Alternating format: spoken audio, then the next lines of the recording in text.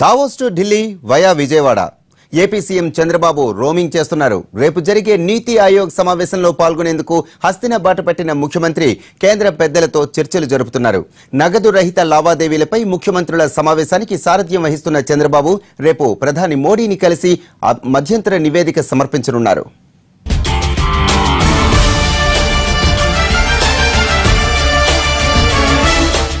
AP ముఖ్యమంత్రి చంద్రబాబు ఢిల్లీలో పర్యటిస్తున్నారు. వచ్చి రావడంతోనే కేంద్ర ఆర్థిక మంత్రి అరుణ్ జైట్లీతో భేటీ అయ్యారు. రాష్ట్రానికి రావాల్సిన నిధులు, బడ్జెట్ కేటాయింపులపై ప్రధానంగా చర్చించారు. రేపు జరిగే నీతి ఆయోగ్ సమావేశంపైన ప్రస్తావన వచ్చింది.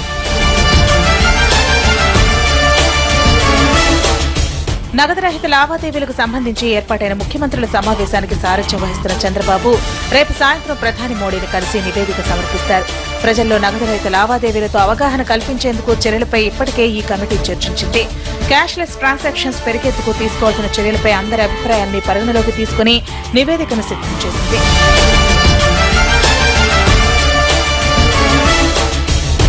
మరోవైపు డిజిటల్ లావాదేవీల కోసం ప్రత్యేక నియంత్రణ సంస్థను ఏర్పాటు చేయాలని కేంద్ర ప్రభుత్వం ఆలోచిస్తోంది. ఈ తరుణంలో చంద్రబాబు ఇచ్చే నివేదిక కీలకం కానుంది.